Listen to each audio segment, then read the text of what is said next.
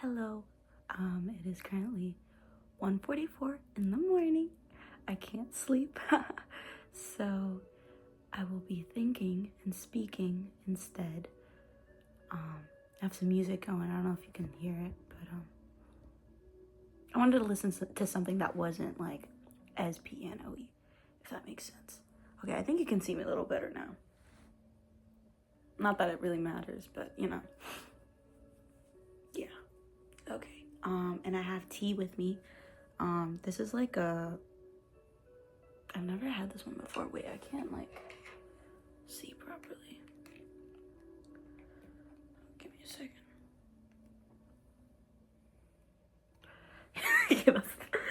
I can see what is in my glasses. Oh no, I can't do that. Because then you're gonna see my screen. Okay, wait. Whatever. What was I saying? I had tea. I have tea.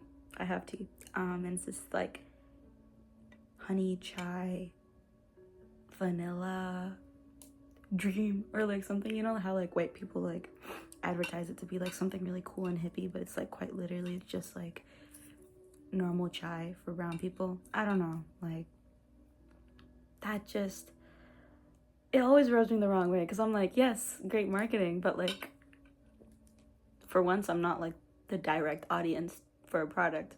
I'm not like, oh, so cool, so niche. I'm like, okay, whatever, I see through it. And I think that bothers me a little bit, but it's okay. Today I wanted to talk about like something completely different. And to be honest, I don't really know how I feel bringing it up. I definitely am still going through it myself, but it's something that like I feel like if I talked about it now, it would be more real and more relevant, if that makes any sense. And I don't know, maybe I can apply what I say to like my real life. Yeah, so basically me and a friend, we were talking and we kind of came up on the topic about like, working on yourself and like, trying to improve your mental health, your physical health, all aspects of yourself. Kind of like focusing on yourself, like what people say when they, what people do when they say that. And I think it is a very, very misunderstood topic. First off, let's just talk about the statement, focusing on yourself. I mean, like, I think it's typically coined like as a term for like people who say it in defense when someone asks them like why they're not like actively dating or something like that. Yeah, so they're usually like, oh yeah, I'm just focusing on myself right now, like, I need to get things in order for myself. And I'm like that's pretty valid, like I feel like that's a good reason, and I'm glad that like people nowadays are saying that more and more, because yeah, as you should. Like, and I don't even know why people ask other people why they're not in relationships. I mean, like, good if you are, but like, why would you dog on them if they're not? Like, that's so weird to me. I'm so sorry. Anyway, that's another topic, but yeah, I think for the past couple of weeks I've been actively working on myself in a way that's like, I've had like moments of like, like across the years, like in the past, where I had, these like bouts of, working on myself and like doing everything I need to, working out every day, eating clean, taking care of my skin, my hair, everything like that, taking care of my emotional health, everything like that. I've had like moments like that, but like I don't think anything has truly hit as hard as like the one I'm going through right now. And I think I might just have to attribute it to like my frontal lobe developing.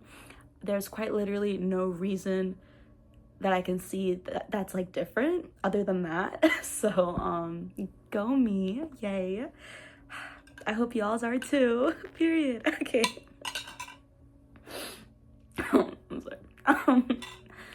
But yeah, and I think that I just want to talk about these past few weeks and how they've been for me, in terms of that.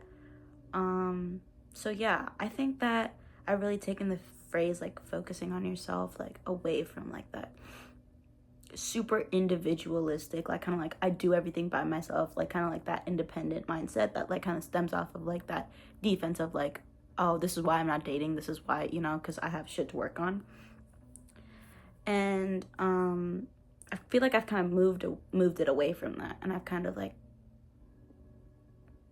I identify it as like being able to meet yourself where you are as a person. And I think that it's really hard to do. A lot of people don't talk about that. I mean, for me, at least, I think.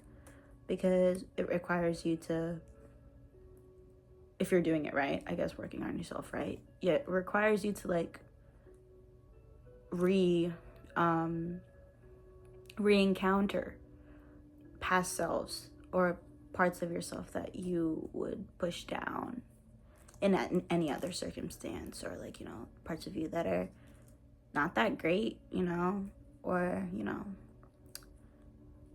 I guess you could call them ugly, you know, those ugly characteristics that every human has, whether they admit to it or not. But when you're working on yourself and actively going through any type of recovery, that too, you will meet all the different people you were. And if you didn't have like a proper send-off to that person, if you didn't, you know, tie up the knots, and make sure that you encounter them safely, then they'll come back up over and over until you do that. And that will really inhibit your growth as a person. And that's what I've seen, like, you know, personally, and like through the people I've had my experiences with. It's very like, it's crazy how much, you know, self-awareness you can try to have, you know, about yourself and, you know, your actions and your words and everything like that. But at the end of the day, you're human and you're gonna make mistakes. That's what life is. And it's all about how you move forward and deal with those mistakes, and how you better yourself after them. And I think that initially my relationship with my mistakes was kind of just like, oh, it happened, like I don't want to think about it. But right now it's kind of just like allowing myself to really be like, damn, that really happened, and how unfortunate was it for like all parties involved, including myself, to have been going through that. And we were all struggling, and it was not a good time, but we got through it. And I can say from my perspective, like from this party, acknowledges that and has done the work that they need to do to like move forward.